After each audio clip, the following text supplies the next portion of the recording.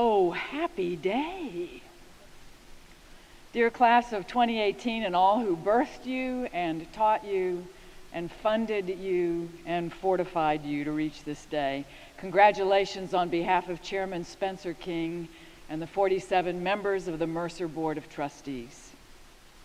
If you're normal college students, you haven't spent a lot of time thinking about who the trustees are or what they do.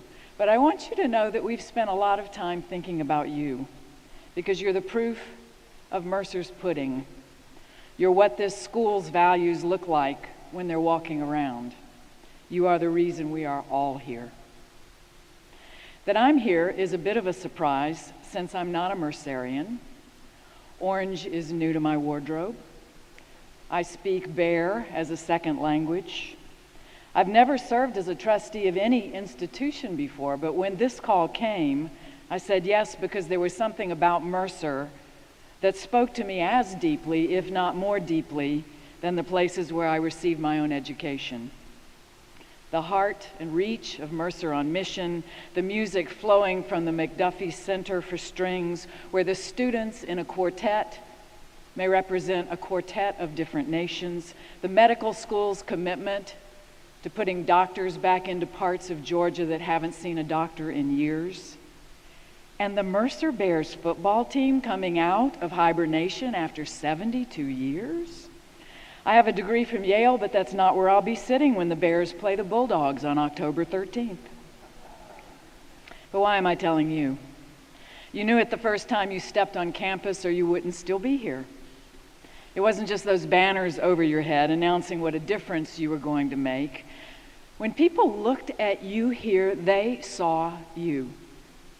They knew you were somebody, even if you didn't know it yet. Your teachers cared about who you were becoming as much as they cared about what you were learning in their classes. They helped you dream big dreams. And even when those dreams fell short, they had your back. Your coaches knew when to push you and when to let up. Some of the people who made your food even remembered what you liked so that it was halfway ready by the time you got to the counter. Eventually, you figured out that the banner over your head included everyone who walked underneath it, from the president to the volunteer coach to you. You were all majoring in changing the world. The starter and the rookie, the poet and the chemist, the person holding up the trophy, and the person who mopped that person's sweat, propping him or her up when it seemed impossible to go on. Mercer's mission leaves no one out. Mercer believes in every single one of you to do what you've been put on this earth to do. Now, as with every other great gift, there's an upside and a downside to that. I hope that you have felt at least the updraft of the upside every day you've been here. Mercer believes you can reach higher, dig deeper, travel farther, love more, and do more good in this world than you ever dreamed you could. If you came here with imposter syndrome, you can give it up now. You can lay it down so your hands are free to receive your degree, which is sort of like your new birth certificate, announcing to you and everyone else that you're no longer a Mercer student, but a Mercer grad, with everything you need to keep exceeding your own expectations. Which brings me to the downside, those expectations. When I came to my first board meeting here, most of you were sophomores, and by lunchtime, I was so worried about you. Trustees reviewed all the latest accomplishments of this student body, and the superlatives just kept piling up. Most valuable player, highest grade average, first to get both honors, winning entry, best design. After about an hour of that, my shoulders started to hurt. I thought, that has to be exhausting. I mean, how do they keep up that pace? And what about the pretty good players with the pretty good designs? Of course, that might have been going through my mind since I was sitting in a room with a former president of the United States, a former governor of Georgia, a retired lieutenant general in the U.S. Army, a well-known television journalist, half a dozen judges, and twice that many CEOs, people who really had changed the world. I had one or two superlatives on my resume, but nothing that had saved a life or stopped a war. So I did the math, and I figured that some of you might be in the same boat. The expectations have been high, and there have been at least a few times when you felt medium height, not quite tall enough to slap the Mercer banner overhead. That is when I turned my attention to Mercer's mission statement instead, which doesn't have a single superlative in it. No best, no most, no highest, no first. It's all verbs.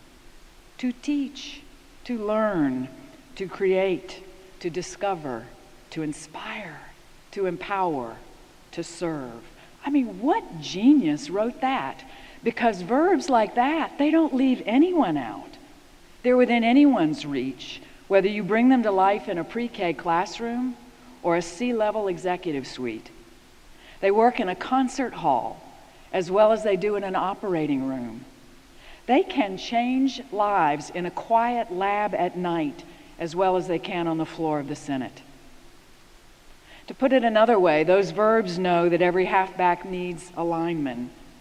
Every editor needs a proofreader. Every awards dinner needs someone who remembers to put out the plates. There are superlatives at that level too.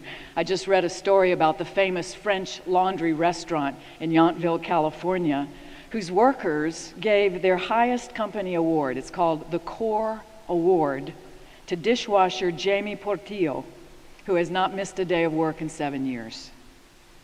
Top Chef said, without him, nothing happens. If there aren't any glasses, no drinks can be served.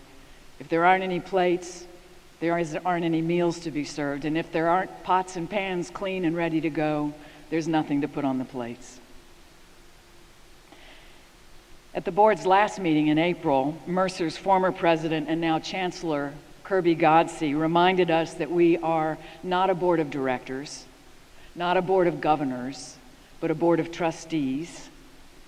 As President Underwood just said, the university trusts us with the resources, the vision, and the values of this remarkable institution to make them real in the world and to multiply them in ways that change the world for the better.